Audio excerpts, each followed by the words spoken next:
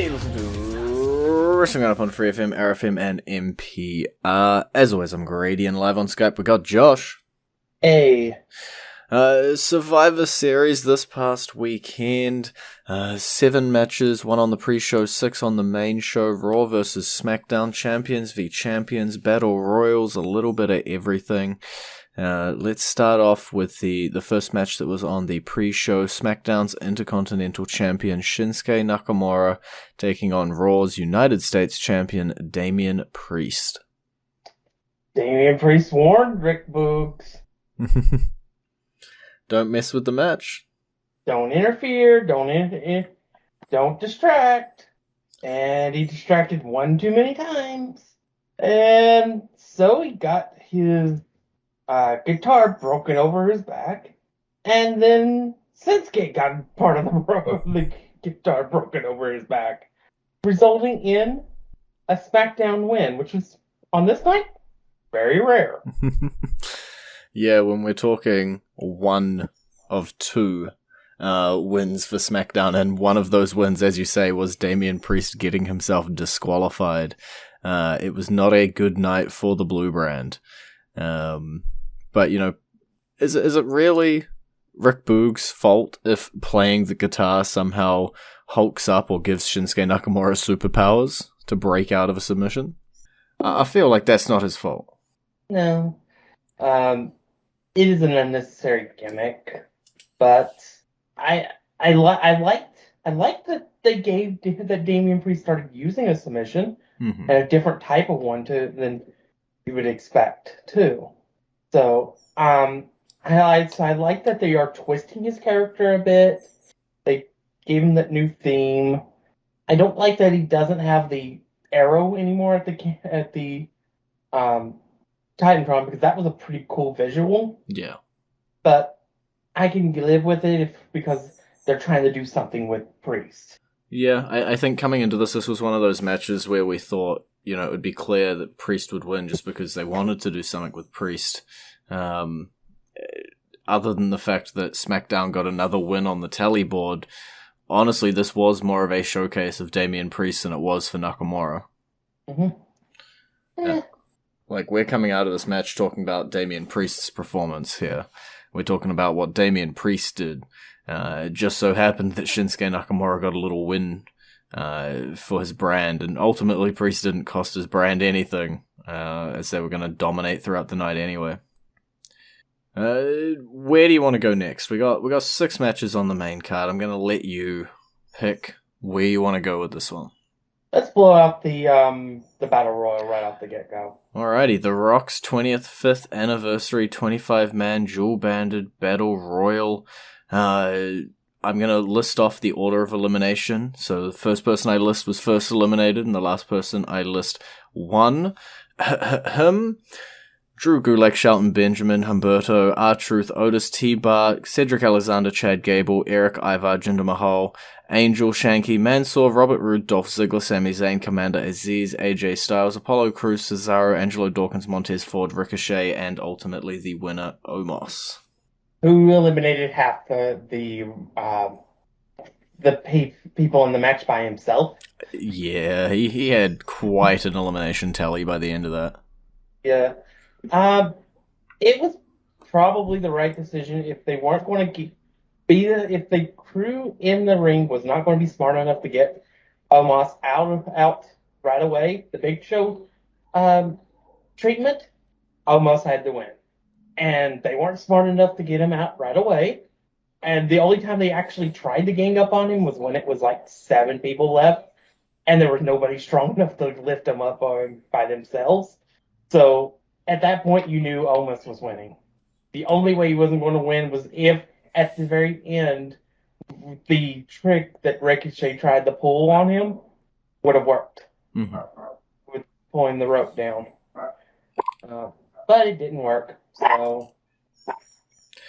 No, and also just looking at the field of competitors that we had in this match as well, like, there were a couple of bigger names that maybe could have picked up the win here, like AJ Styles. Seems like maybe they're going to do something with Apollo Crews at the moment. we got former champions like Jinder Mahal, just to throw in more names, but Omos, along with his act with AJ Styles, is probably one of the biggest names that we had in this match. Yeah, and you didn't feel like it was going to be a match that AJ would win anyway. AJ didn't want that Pizza Hut pizza. No. It was just an interesting. I did like that Omos did try saving AJ, but couldn't. Mm-hmm. That was neat. I do think we are knocking on the door of the explosion of this tag team. Yeah. But it was what it was. It was a decent Battle Royal, and it got over the guy that they're trying to get over. So, can't say much more. Yeah. It's as much as a Rock 25th anniversary Pizza Hut sponsored Battle Royal was ever going to give you. So let's talk about the odd match out before we get on to the rest, and that is the tag team championship match. RK Bro from Raw taking on the Usos from SmackDown. I will say I was legitimately surprised on this one. Okay. Because I was adamant that I thought the Usos were going to win. That this was going to be one of the few matches that SmackDown would win. Because remember, I predicted Raw would win like 4-2. We didn't know about this Battle Royal, so at the time. But yeah, so I thought it would be this match would be one that they would pick up. Unfortunately for me, it turned out RK Bro won and just continued Raw's winning ways. Yeah, RK Bro seem like they show, I guess, no signs of stopping anytime soon. They win here against the SmackDown Tag Team Champions. On Raw, they continued the act again, with Riddle dressing up like Randy Orton and sort of taking his advice to get a little bit more serious. I don't know, maybe we're being lulled into a false sense of security with this team, but it really feels like they might be around at least in the short-term future. Yeah, I don't really know how much longer, but I think it'll probably be somewhere, probably day one. Mm-hmm. I think that's probably around the time when they will lose their tag titles. And then they'll split up. I hope amicably, because I'm tired of backstabbing breakups that aren't broken up because of the draft. But I really do think Matt Riddle is my favorite currently to win the Rumble. Mm-hmm. I would love to see Matt Riddle versus Big E at WrestleMania. Yeah, I think that would be a big hoss, two big meaty men slapping meat match. I love that phrase every time. Yeah, I would absolutely love that match. So at my point here, it's like, and I go back to Money in the Bank. It was either Riddle or Big E for us because of all the stuff Riddle was doing at the time. He kind of like, okay, I could see him winning. I still want Big E to win it because I want Big E's moment. Mm-hmm. Big E won. Big E got his moment. Now Riddle can have a moment by winning the Rumble and facing Big E. Yeah, I just, like, in my mind, right, like, is there a necessary reason that he needs to drop the Raw Tag Team titles by winning the Rumble, or will it be possibly even a bit more of a surprise if he headed into that as one half of the Tag Team Champions, and then ended up winning the Rumble from that? Like, recent memory, I can't think of a guy who I guess you could refer to as a tag team guy winning the Rumble. No, but there was a storyline in, I believe it was WrestleMania 23, where the tag team champions faced each other for the WWE championship. That would be John Cena and Shawn Michaels. So it hasn't happened because it's not like it hasn't happened, but yeah, I just really like the idea of Riddle winning. Plus, if Riddle did beat Big E, which would give Big E like a 7-month battle reign, so it's not like that would be that big of a deal if he did lose it to Riddle there. Mm-hmm. that would give Riddle the element that he would want to get a match he's been wanting his entire career. It's a match he wants only. Nobody else wants it, but it's a match he wants. Yeah, I guess. Good pull ticket to it. Yeah. But so yeah, it's like because I don't want to see Goldberg versus Riddle, but if Riddle wins the championship, that gives him a legitimate shot to get that match that he wants. Yeah, if we can just not talk about that as a possibility, like never talk about the fact that Goldberg it's always going to be a possibility because he's always talking about winning it. Look, that and Lesnar. Look, I'd rather Lesnar. Yeah.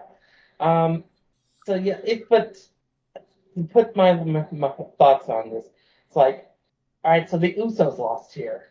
You put shames on the bloodline, so and Lesnar is apparently lurking in the shadows. Are the foundations starting to fall apart for the bloodline? Mm-hmm.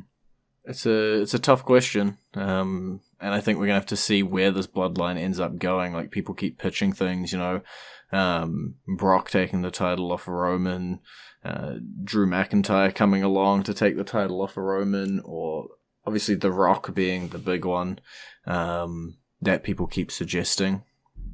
But we just genuinely don't really know when the bloodline is going to finally explode. And it's something that we are just going to have to sit around and wait and see. And when it does eventually happen, then we can look at it. But will it be anytime soon? Nobody knows at this point, I don't think.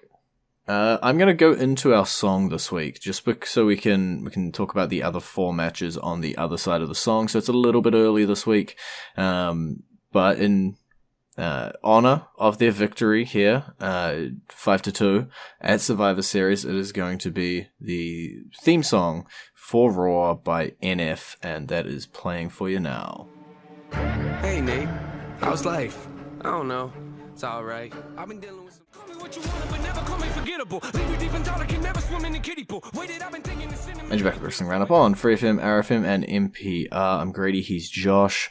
4 matches left. What one do you want to hit up first? Let's get Raw out of the way so you can gloat. Alrighty, Team Raw versus Team SmackDown.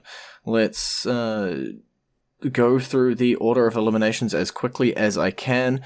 Kevin Owens gets himself counted out. Happy Corbin eliminated by Finn Balor. King Woods eliminated by Bobby Lashley. Bobby Lashley eliminated by Drew McIntyre. Drew McIntyre eliminated by Bobby Lashley. Finn Balor eliminated by Sheamus. Sheamus eliminated by Austin Theory. Austin Theory eliminated by Jeff Hardy. Jeff Hardy eliminated by Seth Rollins, leaving Seth Rollins as the sole survivor for Team Raw.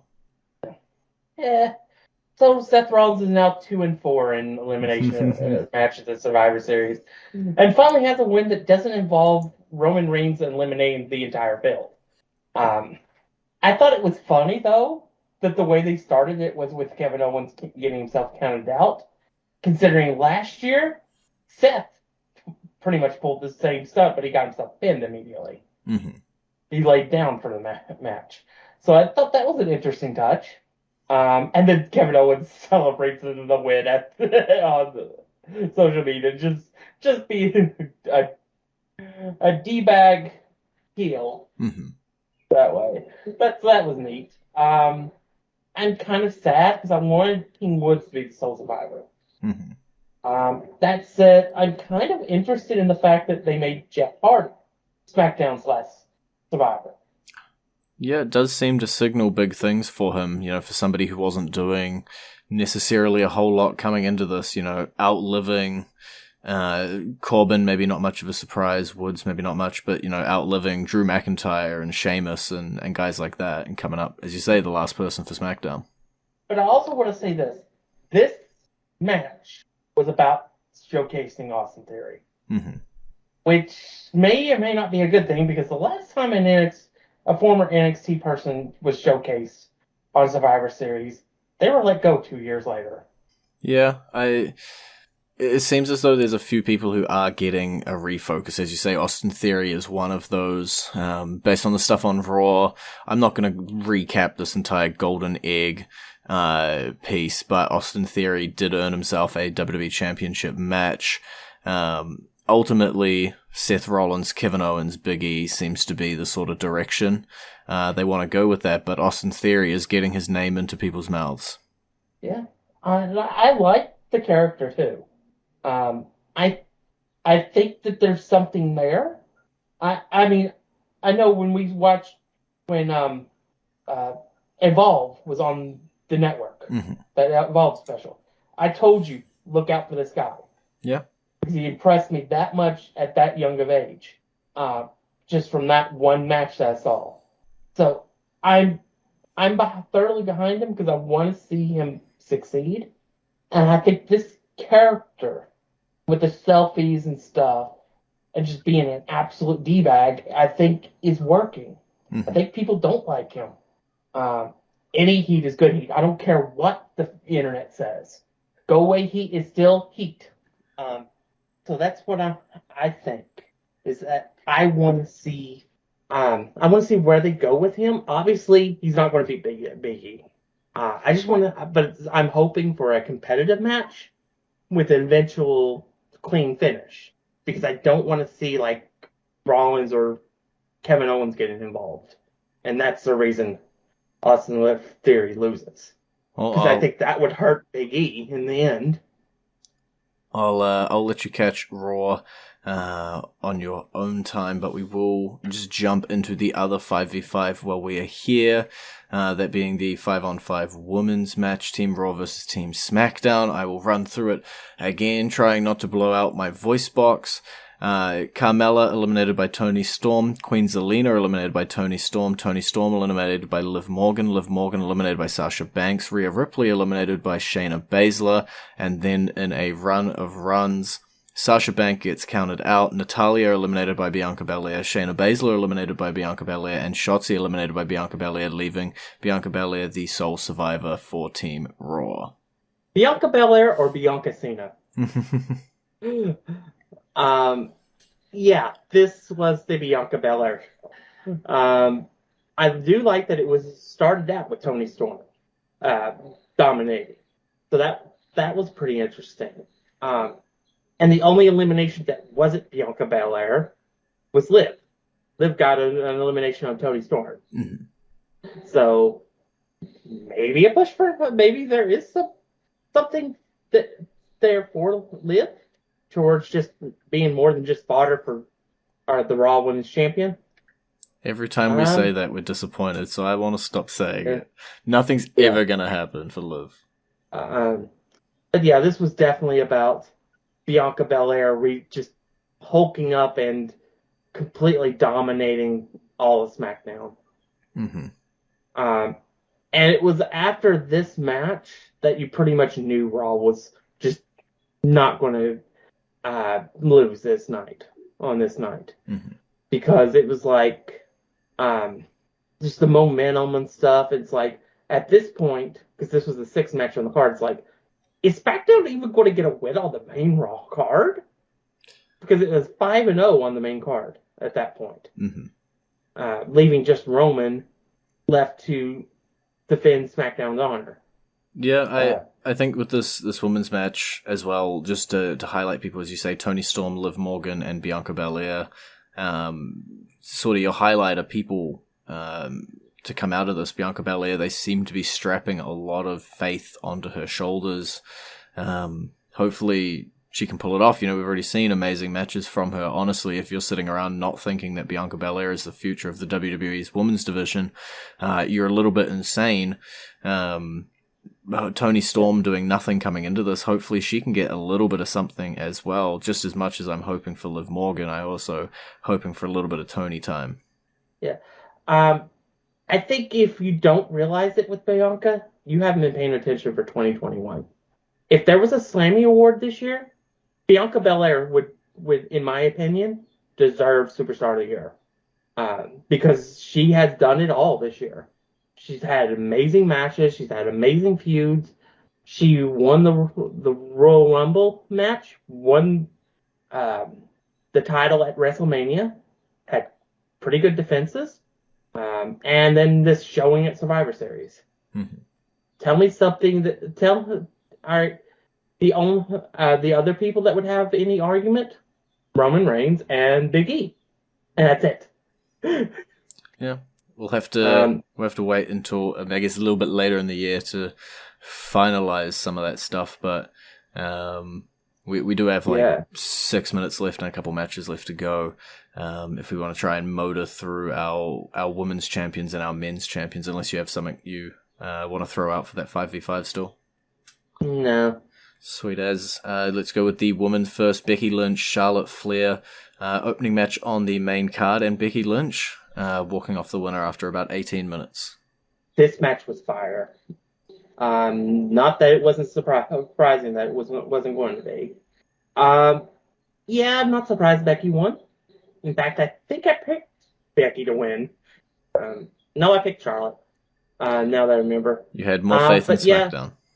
Yeah, but it was like I said, though, I easily see Becky winning though, because it was a case of like 51.1, 49.9. It was slim margins because they were that close. Mm. And it took a dirty move from her father's playbook to win the match. So it is what it is. I'm more interested in seeing where the champions go from here. Mm-hmm. I'm pretty sure we have an idea that Becky will be facing Liv Morgan at some point. Yeah, in the short term, yes, Liv Morgan. Yeah. Charlotte Flair, we have no real idea who her first opponent's going to be, because it seems like everybody else in the SmackDown Women's division is fighting each other at the moment. Especially Satsuki and Sasha Banks. So who knows where that division's going. Mm-hmm. If I had to pick a current champion, though, that would be the first to lose her title, it would be Charlotte. Just because it's Charlotte. Her reigns can't be long. Yeah. And, yep. Yeah. I don't even know what I was going to say. That sounds like it's a good old time to move on to our main event, then, our champion v champion match that headlined the show. Big E, Raw's WWE champion, taking on Roman Reigns, SmackDown's Universal champion, and ultimately, in the end, SmackDown getting their only main card victory with Roman Reigns standing tall. Yeah, it was a great match, too. There was a lot of psychology in the match, too. With the injury to Big E's leg early on in the match and the targeting of it. I like that Big E got a lot of offense in too. I'm fine with the clean finish because I felt if you weren't going to have somebody interfere on the behalf of against Roman, there was no need to then bring in the Usos and shenanigans on that side. So it's like, yeah, I mean, what are you going to do? Big E isn't as big of a star as Roman Reigns, so I'm fine with it because it showcased what Big E can do in a big time match. So it brings him up a little bit. Roman's still untouchable. He's a mountain above everybody else. And everybody else just exists because he allows it. He's still, quote-unquote, undefeated in recent times as well. Like, the question of when will Roman Reigns' reign come to an end has got to be on everybody's tongue, whether it's going to be WrestleMania, whether it's going to be Royal Rumble. So many different ways we can go with this, but you got to be looking at it and wondering when it's going to come to an end. Part of me wants somebody to step up to the plate and take that rub. Part of me wants Roman to hold it till SummerSlam the next year and have a 2-year title reign. Just because I want just to stick it to people that were always against him. And it's like, give him this 2-year title reign and be like 700 some odd days. And be like the longest reign in modern history, even longer than Walter's. Mm-hmm. So it's like a balancing act.